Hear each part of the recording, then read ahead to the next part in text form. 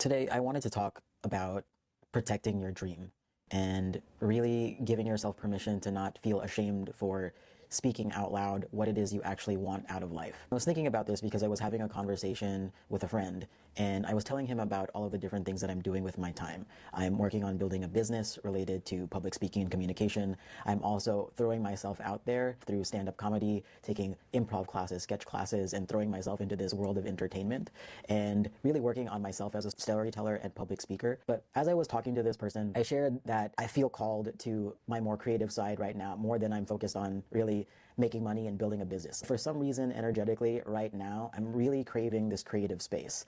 And as I was talking to this person, they happened to mention that this is a hobby, like comedy, doing stand-up, spending hours of my nights just driving and commuting to these clubs and these bars where you can do open mics. It's a hobby, and the focus really should be building my business and focusing on that. My left brain, the logical side of me thought, yeah, that is true. Like I do need to start focusing on the business. This is a long-term game and I don't want to be a broke artist. That's not the kind of life I want.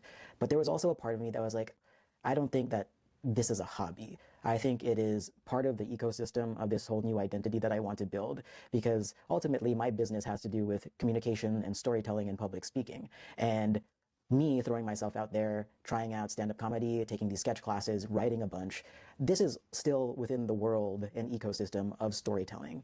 So in my head, I thought about it less as a hobby and more of a skill that I need to be working on. I know that somewhere deep down, this is going to help me eventually, even if I don't know the reasons behind that yet.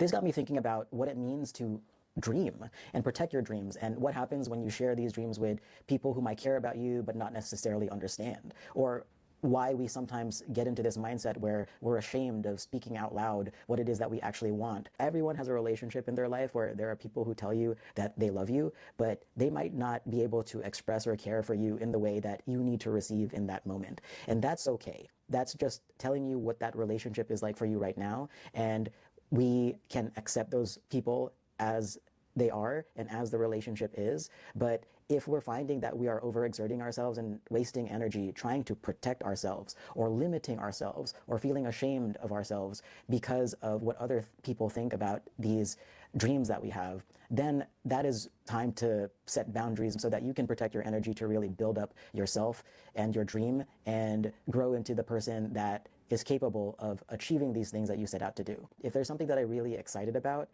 I actively seek out people who I know are going to be just as excited about those things. At least for me, that's what I need, is I need positive reinforcement to really get some of my ideas off of the ground.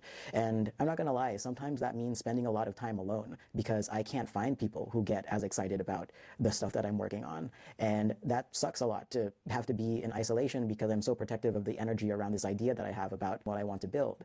But eventually, what I discover is what this really means is it's time for me to seek out new community. Eventually, you're going to need people, you're going to need friends, you're going to need mentors who you can bounce ideas off of, because whatever goal or dream that you have in your head, it feels good when you think about it because you haven't translated that idea into the real world yet.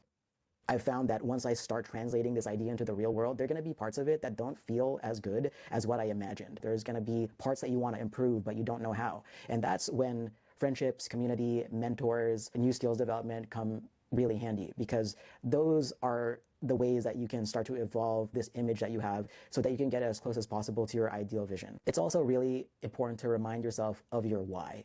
Why is it that you're going after this thing? For me, I've always been really into stories and communication and psychology and self-development. I don't shy away from the dark and taboo parts of people's lives. And that has to do with why I'm so drawn to storytelling and comedy specifically. If you ever been to a comedy club, especially some of these smaller clubs, these clubs are not nice. Like they're dark, they're in basements, sometimes they're like grungy looking rooms with the wallpaper peeling off. Like they're not pretty places, but it's one of the most human places I've ever been to, because you just have people getting up on stage, expressing themselves, saying things that they probably would never say to like their wives or their children or to their coworkers. It's just raw and open, and there's something about that that I really enjoy, and it helps me be as honest as possible too, and sort of shed this performance that I have to put on. I can just sort of let that go, and there's something about that raw human nature that I really like and gets me really interested in what I'm doing.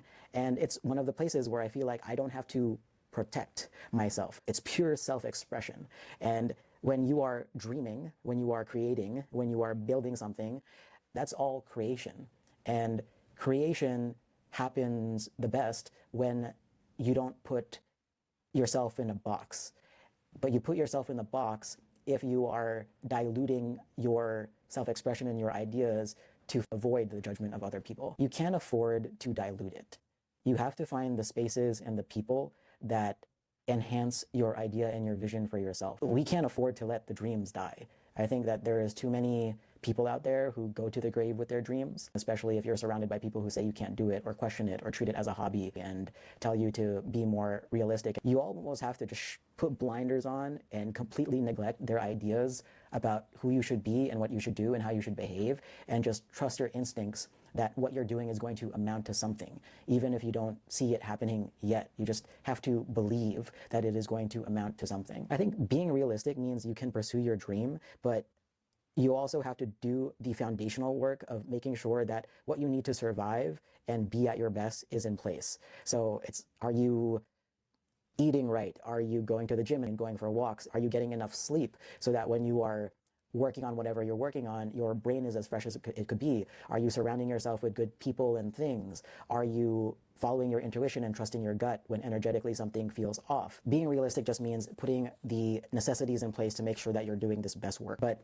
the most important thing is, when you do have a dream, make sure that you do yourself the favor of pursuing it. Because the only way failure is guaranteed is if you don't try. It's all about trying. Doing that over and over and over again until you hit a point where you're like, oh, the thing that I wanted, I have it now. You have to go for it. And you can't let other people tell you that you can't do it. You can't let other people inject their ideas around what is safe and what is practical and what you should be doing into your mind.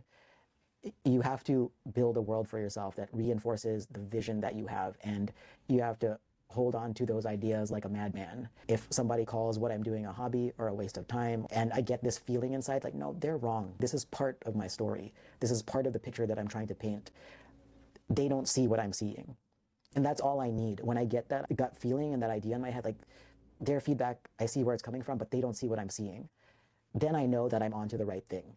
And it's okay if they don't see it. It's your dream. It's your vision. No one else is going to see it the way that you see it. No one's going to see the full picture besides you. Your job is to protect your energy so that you can continue to lay the building blocks in place to make sure that that happens for you. But you can't expect other people to get it, at least not right away. If you have one person in your life who gets it fully and supports you, I would consider yourself extremely lucky, because it's extremely difficult to find someone who can mirror the image that you have in your head about what you want your life to look like to you and also support you along that way. But know that there is going to be part of this journey that is supposed to be yours and yours alone. You have to stick to that vision and give it the chance to grow. Don't be ashamed of admitting what you want, even if it's just admitting it to yourself. And don't squish your energy down just because somebody else tells you that what you're thinking about is not realistic. If you have an idea of where you're going and you are taking tangible steps to get there, you're working. And if you continue putting in that work, only time will tell where that can take you. If you want to see what you're capable of, might as well give it a shot. Who knows what'll happen? And that's something I have to tell myself all the time too. I want to be able to live that story and make my life as cool as possible. But yeah, I'm just been dreaming a lot. I hope you have too. And until then, take care, y'all.